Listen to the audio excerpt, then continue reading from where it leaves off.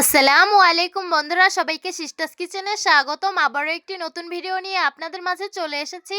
আজকের রেসিপি হলো ঢেঁড়সের ডাল, তো দেখতে থাকুন।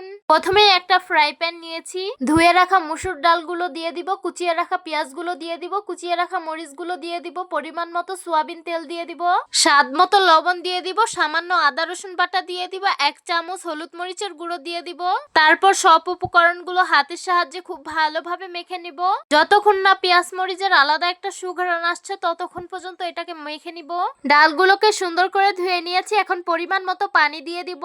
এখন একটা সরা দিয়ে ঢেকে দিব আর বলক আসার অপেক্ষায় থাকবো। তো দেখতেই পাচ্ছেন ডালটা কিন্তু বলক এসে পড়েছে, এখন একটু নেড়ে নেব। ডাল নাড়া হয়ে গেলে আবারও একটু সরা দিয়ে ঢেকে দিব। ডালগুলো সিদ্ধ হয়ে গেছে, এখন একটা ডাল ঘুটনির সাহায্যে এটাকে গলিয়ে নিব। তো দেখতেই পাচ্ছেন আমি ডালগুলোকে সুন্দর করে গলিয়ে নিয়েছি। ঢেঁড়সগুলো আমি কেটে সুন্দর করে ধুয়ে নিয়েছিলাম, সেগুলোই এখন দিয়ে দিব। এখন ডালের সাথে ঢেঁড়সগুলো মিশিয়ে একটা সরা দিয়ে ঢেকে দিব। এখন সরাটা উঠিয়ে ডালগুলোকে সুন্দর করে নেড়ে নেব। আমরা কিন্তু আপনাদের খুবই সিম্পল ভাবে রেসিপি দেওয়ার চেষ্টা করি, যাতে এটা আপনারাও বাসায় ট্রাই করে দেখতে পারেন। বাই দ্য ওয়ে, আমাদের মাটির চুলার রান্না আপনাদের কাছে কেমন লাগে অবশ্যই কমেন্ট করে জানাবেন। এই তো আমাদের ঢেঁড়সের ডাল হয়ে গেছে, এখন নামিয়ে পরিবেশন করে নিব।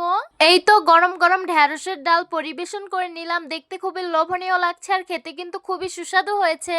কারা কারা ঢেঁড়সের ডাল খেতে পছন্দ করেন তারা অবশ্যই কমেন্ট করে জানাবেন। আমার কাছে খেতে অনেক বেশি ভালো লাগে। তো আশা করছি আজকের ভিডিওটা আপনাদের কাছে অনেক অনেক বেশি ভালো লাগবে। ভালো লেগে থাকলে আমাদের ইউটিউব চ্যানেলটি সাবস্ক্রাইব করবেন, আর যারা আমার ফেসবুক পেজ থেকে দেখছেন পেজটিকে ফলো করবেন। সবাই ভালো থাকবেন, সুস্থ থাকবেন আর সিস্টার্স কিচেনের সাথেই থাকবেন। আবারও কথা হবে কোনো নতুন ভিডিওতে। তাহলে আজকে এই পর্যন্তই। আল্লাহ হাফিজ।